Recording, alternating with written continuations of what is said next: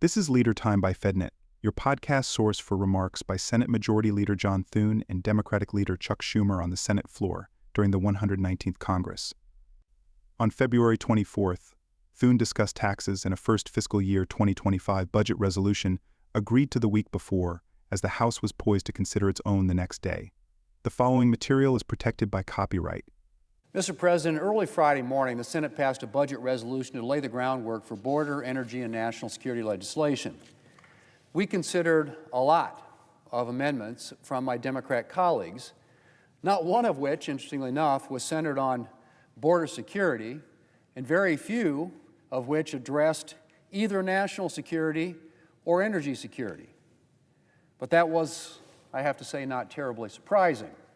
After all, the Democrat leader seemed to think to the very end that this budget resolution had something to do with tax cuts for billionaires, even though it has absolutely and exactly nothing to do with tax cuts of any kind.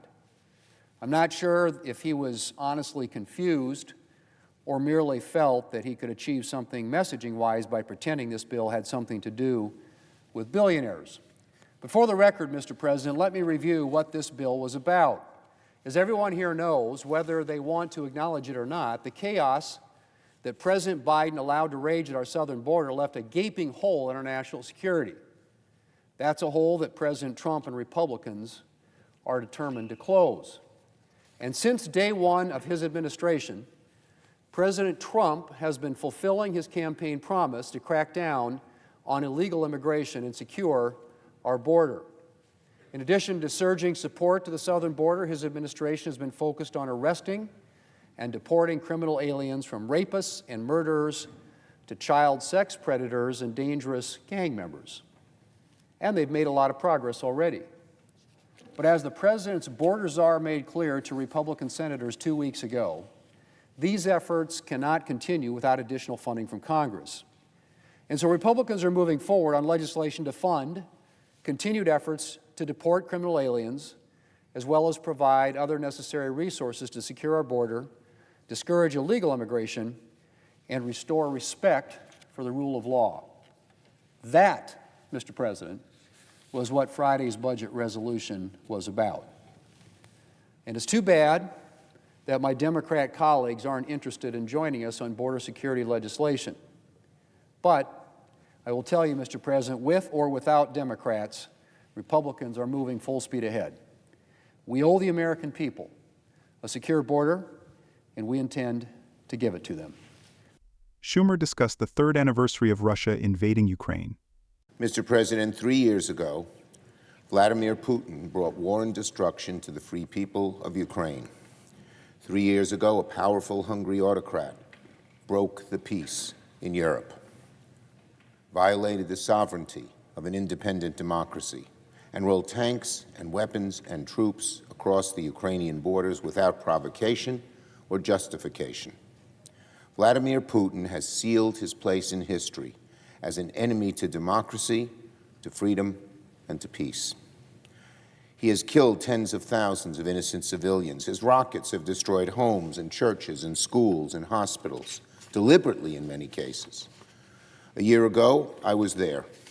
I saw the destruction. I saw parking lots being turned into mass graves. I spoke with soldiers near the border, trying to defend their homes. And I felt the deep resolve of the Ukrainian people. I felt the value of America's leadership in the international struggle to push back against Putin's evil aggression. Today we remember Bucha. We remember Bucha. We remember the atrocities in Mariupol. And we remember everywhere where Putin's horrors have touched. We honor the lives lost at the hands of Russia's war of aggression. And we will not let Vladimir Putin and his thugs off the hook. For 3 years, the United States has been clear on where we stand. We have stood on the side of democracy, the inviolability of borders, and the freedom of nations, and against Vladimir Putin. We passed in this chamber robust bipartisan security assistance. The U.S. united the leaders of the West, and for years we succeeded in turning Putin into a pariah. But today, on this third anniversary of Putin's war, Donald Trump is turning his back on the values that America stands for, of democracy, of security, and of liberty. Instead of standing up to Putin, Donald Trump is siding with him and against our own allies. Instead of condemning Putin's lies, Donald Trump is parroting Russian misinformation and propaganda in defiance of all evidence, without regard to any facts, and with utter contempt for the truth. Today, President Trump met with President Macron. President Macron is advising Donald Trump not to show weakness, to Putin at this pivotal moment.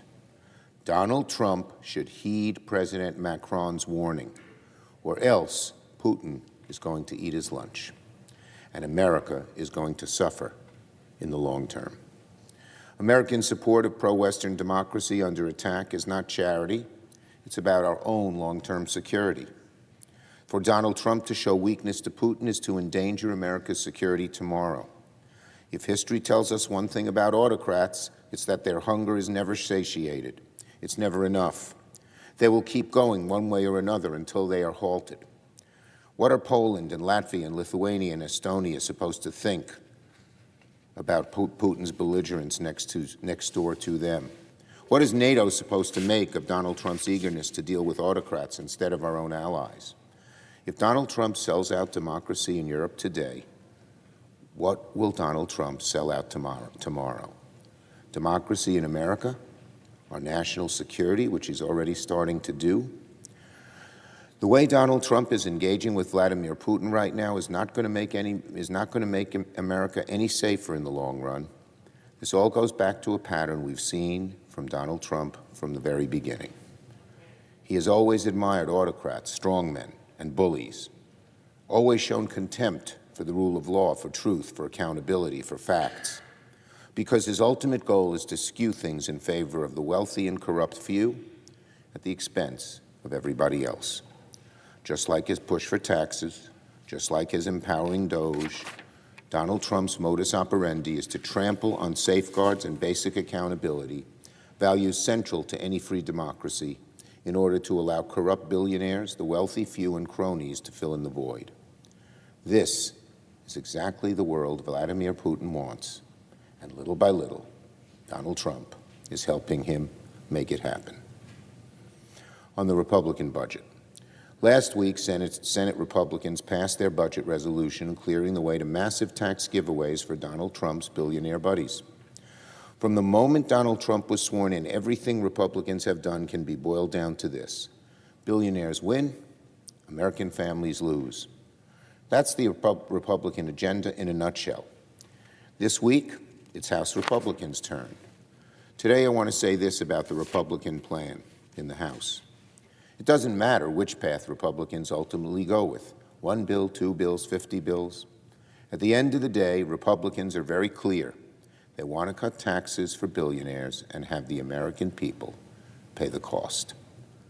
Republicans want to perhaps push the biggest cuts to Medicaid ever, so billionaires can have another tax break. That is morally corrupt, politically bankrupt.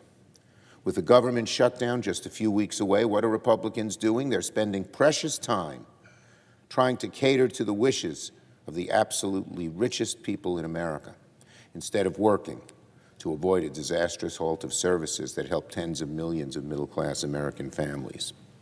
Their priorities are utterly skewed and upside down. If House Republicans proceed this week, the backlash, upsetness, anger House Republicans saw in their town halls last week is only going to get far more thunderous. Thanks for listening to this FedNet podcast, and be sure to subscribe on your favorite podcast platform. This program is copyrighted by Federal Network, Incorporated, and provided only for informational and educational purposes.